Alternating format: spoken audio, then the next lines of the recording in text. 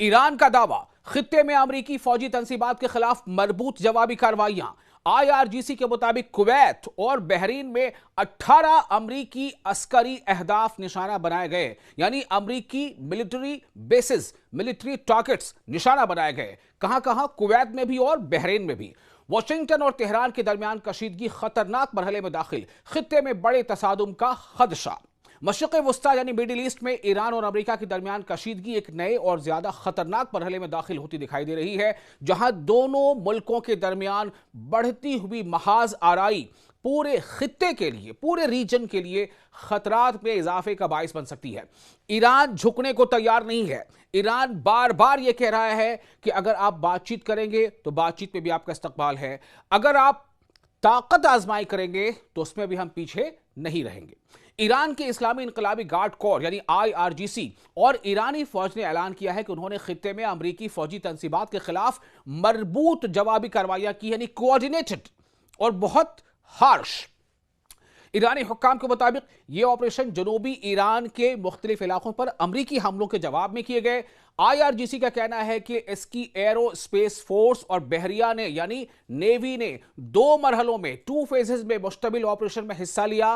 बयान के मुताबिक कुवैत के अली अस्सलाम और अहमद अल जाबर एयर बेसेस के साथ साथ बहरीन के शेख ईसा एयर बेस पर मौजूद अमरीकी फौज के 18 अहम अहदाफ यानी टारगेट्स को निशाना बनाया गया।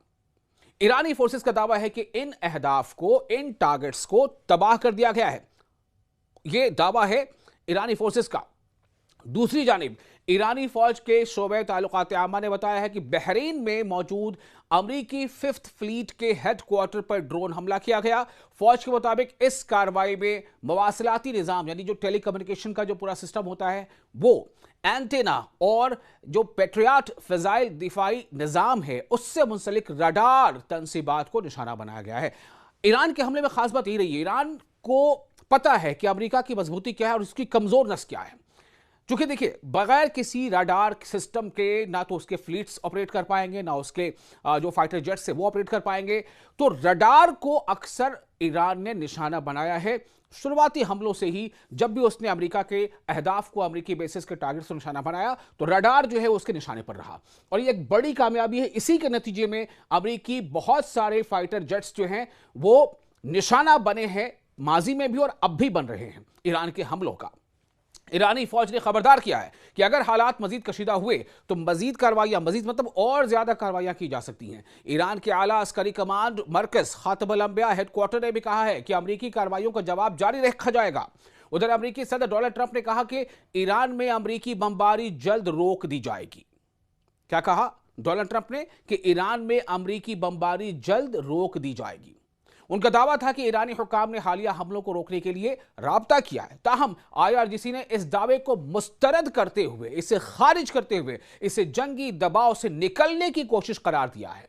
यानी ईरान का कहीं ना कहीं मौकफ यह है कि अमेरिका, डोनाल्ड ट्रंप प्रेशर में है, दबाव में है, उन्हें पता चल रहा है, उन्हें मालूम हो रहा है कि ईरान झुकने वाला नहीं है, ईरान कमजोर नहीं पड़ रहा। यह तमाम पेशरफ्त ऐसे वक्त में सामने आई है जब जनूबी ईरान, जनूबी मतलब आप समझ रहे हैं ना, सदर्न ईरान यानी साउथ, दक्षिणी ईरान, जब जनूबी ईरान के मुख्तलिफ इलाकों में धमाकों की इत्तलात मौसूल हो रही है और अमरीकी फौज नई अस्करी कार्रवाई यानी मिलिट्री एक्शंस की तस्दीक कर चुकी है। तज्जियाकारों के मुताबिक, जो इस बारे में जो इसके माहिरीन हैं, जो कमेंटेटर्स हैं, उनके मुताबिक अगर मौजूदा कशीदगी में कमी ना आई तो यह सूरत हाल सिर्फ ईरान और अमेरिका तक महदूद नहीं रहेगी, बल्कि पूरे मिडिल ईस्ट, जिसे हम वेस्ट एशिया भी कहते हैं, वेस्ट एशिया, उसे अपनी लपेट में ले सकती है।